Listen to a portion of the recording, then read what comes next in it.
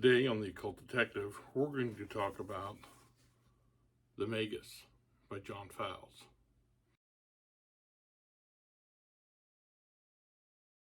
My friend Jonathan, who is part of the podcast Strange Stories with the Seeker and Skeptic, told me that he was beginning to read The Magus by John Fowles again after 20 years. He said he had read it in college and he wasn't sure he really understood it. So that got me thinking about the book, and so I pulled out my first edition U.S. 1965 edition. I first read this book when I was 10 years old, and it melted my brain. So it's a fantastic book. You'd be hard-pressed to find better written prose. John Fowles is just an incredible author.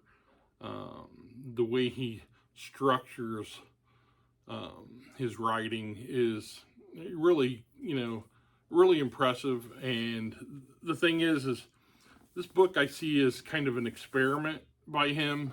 Obviously, I had no idea what this book was about when I was 10 years old. I got this very book,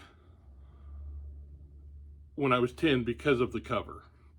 I mean, tell me that's not going to entice a young man who was very much interested in high strangeness and the occult. And it is a very occult book. I don't even know where to begin to even describe what the plot is. I don't think I'm going to even try. I've not read this in probably 35 years.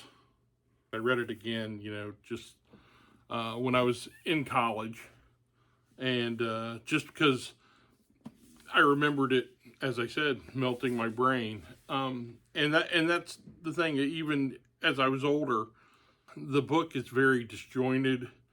It's very surreal. It's about a young Englishman who goes to a small island in Greece, and he meets a girl from Australia, and he meets this strange, mysterious Greek he plays the God game, and it's just this, you never know what's real and what's not, and that's what's interesting about it, and just the way he takes you through that whole process, and it's just, I think the book is highly influential. I think people who read this and loved it took the best parts of it and made more interesting things or more palatable things. I highly recommend it to anyone who hasn't read it. If there's anybody out there that has read this book and thinks that they understand it, I suspect they may be mentally ill.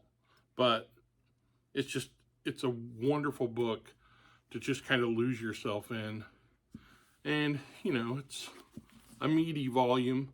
I think that if you've read any other of John Fowles' works, The Collector is very good. And that was actually his first published novel. This is the first novel he wrote. But I think it was maybe the third that was published. But yeah, it's just really, really interesting. I just, I love the language, and I think that's what sells it for most people. It's just a very poetic way of writing. Here, I'm going to read from the end.